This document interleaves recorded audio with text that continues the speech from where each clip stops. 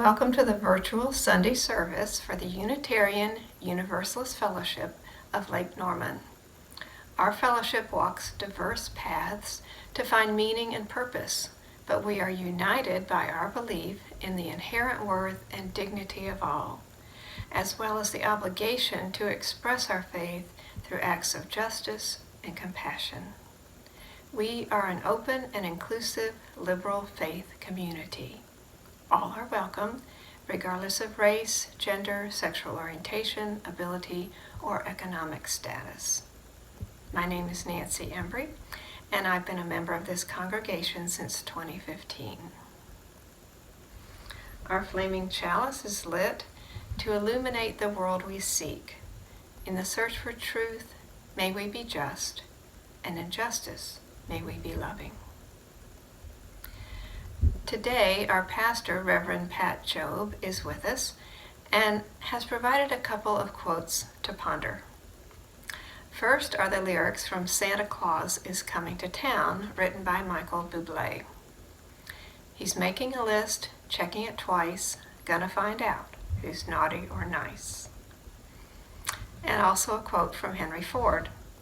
Whether you think you can or think you can't, you're right. And now, Pat Jobe will expound on these thoughts in his sermon entitled, Everybody's Got Two Lists. There's a phrase that caught on from the covers over tires on the backs of Jeeps. It is, life is good. It can now be found on caps, t-shirts, coffee mugs. The words have also been printed on beach blankets, hoodies, yoga mats, and doubtless some folks have had the motto for a tattoo. Life is good. If you go to the website of the company that prints all those items, you can see beautiful people smiling at the camera who clearly believe life is good. One of my clergy colleagues once dubbed me Mr. Happy-Go-Lucky. Another friend said maybe I'm just a little too hunky-dory. But I really do believe life is good. I've even got a list. I'll share part of the list before we're done this morning. But of course, there is another list. Rather than call this the naughty list, as Santa Claus might, let's call it the darkness list. We all have a darkness list. Maybe at the top of our lists is the invasion of the Capitol on January 6th.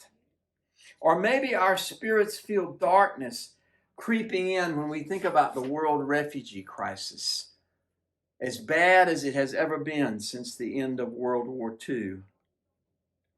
But if we wander in our spirits over to that list and glance down at that list, we suddenly discover there are 10 or 20 or 30 items on that list.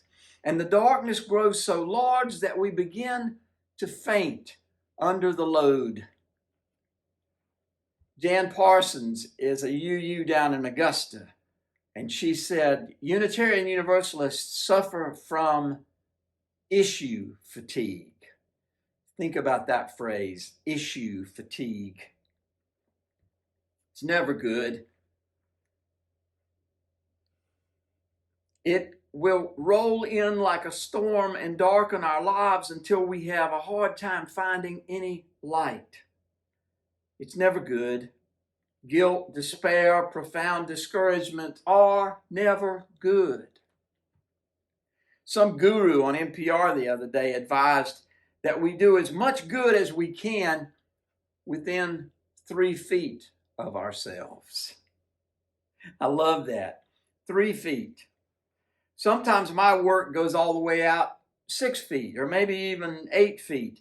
But to expect more than that is to risk the wave of darkness rolling in from the darkness list.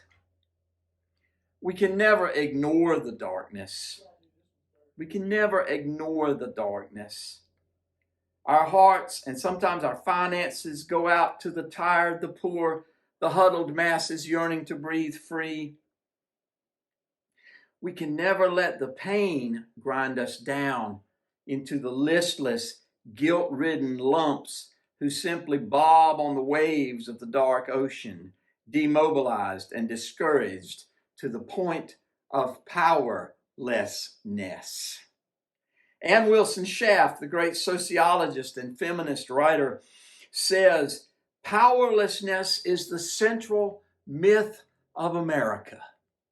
Powerlessness is the central myth of America. I surely hope that's not true.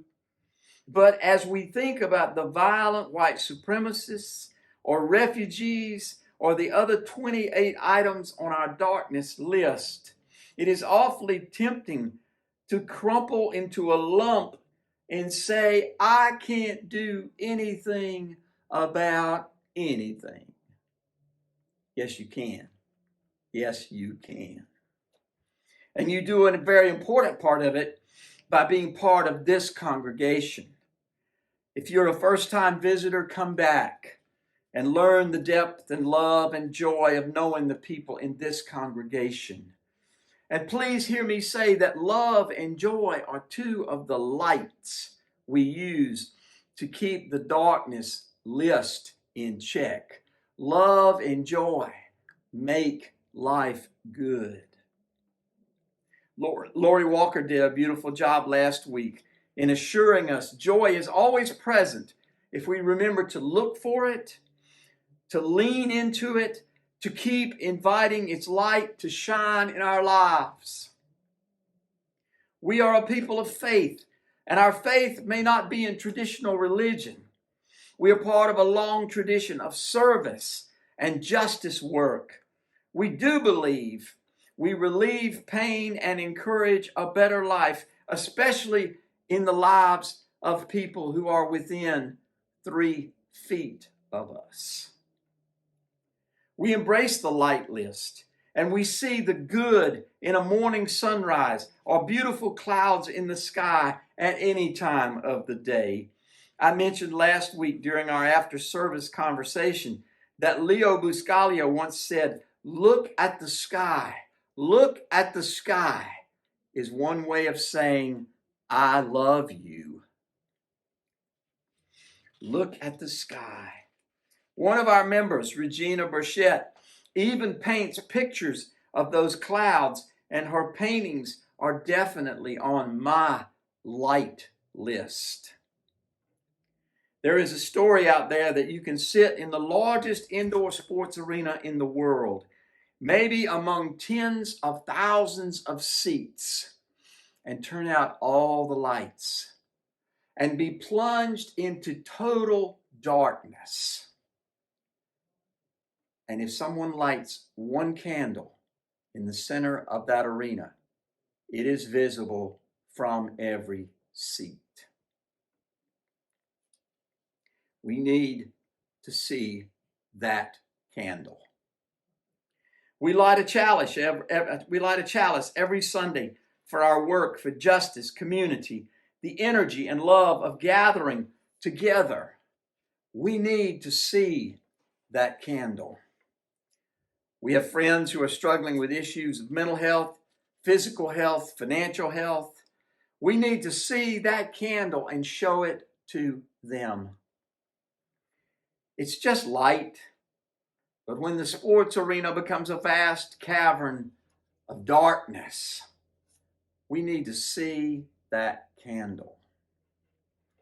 In East Germany in 1989, candlelight vigils began to be held at St. Nicholas Church in Leipzig, Germany. Soon, there were candlelight vigils in other Leipzig churches. And on October 9th, 1989, the participants in the vigils poured into the streets to join a crowd of 70,000 who were protesting the communist regime and called for reforms. In a matter of days, the Berlin Wall came down. We need to see those candles too. Imagine for just a moment 70,000 candles burning in a downtown square.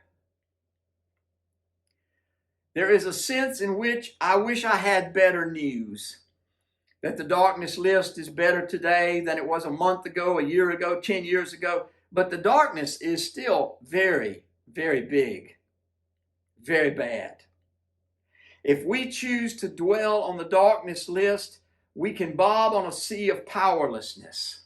We can embrace what Ann Wilson Schaff said is the central myth of America: powerlessness. But the best news I can bring is that there is more than one candle burning. As we gather today, there are 300,000 Unitarian Universalists around this country and many tens of thousands more around the world who are lighting candles. Maybe their light will only reach 3 feet or 10 feet or across a darkened sports arena, but those candles are burning. Charlotte and Mecklenburg County have just gone through closing the tent cities by placing homeless people in motels for at least 90 days. What will happen in April and May when the 90 days run out, we don't know. But there is an extraordinary alliance of government and faith communities and nonprofits doing work to light candles for the homeless. They are being housed in places with beds and showers, and they have the opportunity to eat good food. In the last century, they would have been run out by police officers, and their camps would have been burned. That change gives us hope. In Nashville and Salt Lake City and other cities around the country, policies are changing that are called housing first.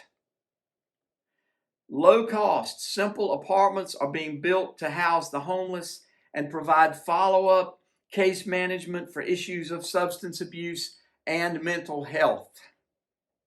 The federal government is in active effort to reunite children separated from their parents at the U.S. border. Doctors Without Borders continues to serve the sick and the injured in war-torn parts of the world, despite great personal risk to its staff and volunteers. The United States is no longer supporting the Saudi blockade of Yemen, which has cost tens of thousands of lives. Commitments are being made all over the world to alternative sources of energy, which will reduce greenhouse gases, and Volvo and General Motors and the government of China have made a commitment to an all-electric future in the next 10 years. And finally, my granddaughters are Girl Scouts and they're taking gymnastics. Everybody has a light list. Make your own light list. And everybody has a darkness list. In the Peanuts comic strip, the future Beethoven and blanket-carrying Linus reminded his sister Lucy, "It is better to light a candle than curse the darkness."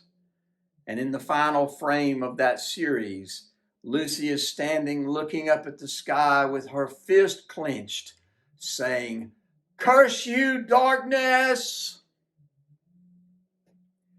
Part of the genius of Unitarian Universalism is that we don't put our hope in what Woody Guthrie called pie in the sky and the sweet by and by. We are socially and politically active because we are not working to get people into heaven. We are working to build heaven right here and now on earth before we die. As we walk these sometimes discouraging steps, we can take courage that our best work may be just 3 feet beyond us. And into those 3 feet, we can project the light of our candles. It gives me great joy to notice that the light of my one candle is joining the light of yours and yours and yours. Robert Frost's famous poem could help us today. The forest is dark and deep, but I have promises to keep, and miles to go before I sleep, and miles to go before I sleep. May the peace that passes all understanding be with you now and always. And as the Bartles and James boys used to say at the end of their television commercials, thank you for your support. Thank you, Pat, for this message. You always leave us with a lot to think about during the week ahead. And now, let us enjoy a musical interlude with Mike Alec.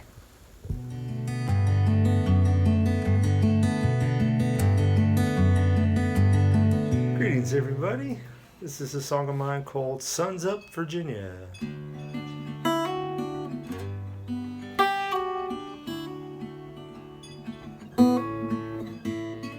Under a veil of illusion, spent many long years in a haze, crawled through a world of confusion, barely escaped from the maze, stumbled across the lost caverns, I tore up the natural bridge, many a dream I left scattered, walked to the end of the ridge. But the sun's up, Virginia, the shape of the mountains draw near. Let go of the mist from within you, come brush away that last tear.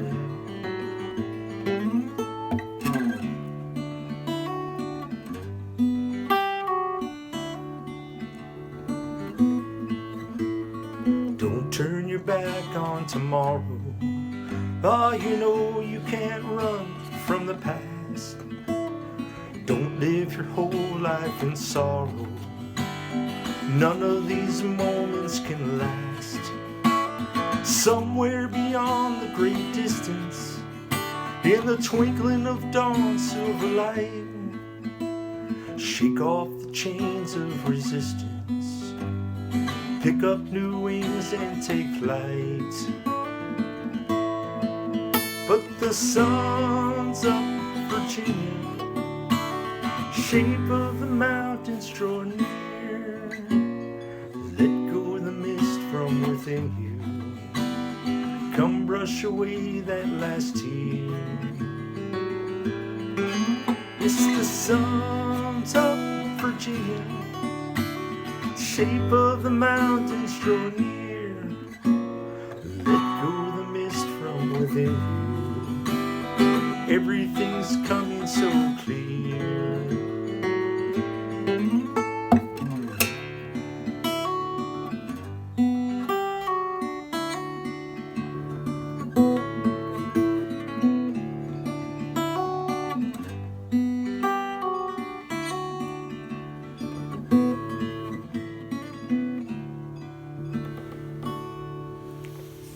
Take care, everyone. Thank you, Mike. We appreciate your music and your voice. And now for some announcements. If you're a visitor, welcome. We're so pleased you joined our virtual service. If you like what you've heard so far and are wondering how to stay connected or get involved with our congregation, please reach out to our membership chair, Linda. Her email address is visible at the bottom of the screen. We also have an active program for children. It's inventive and it's engaging for kids and teens. Our teacher, Autumn, is very creative and adapts her curriculum on values, character, and justice to each age and ability. Throughout this pandemic, Autumn has continued to inspire our young people. And visitors, we encourage you to contact us and learn more about our Kids and Teens program. Remember, staying connected with each other during these challenging times is important for our well-being. We encourage you to continue reaching out to one another whenever possible. Contacting other members by phone or email can really make a difference, and it certainly enriches the connections we have already fostered. Members, please note the announcements in our weekly newsletter, and a special thanks to Regina for producing this newsletter every week. And now, let us go forth and live our lives with integrity.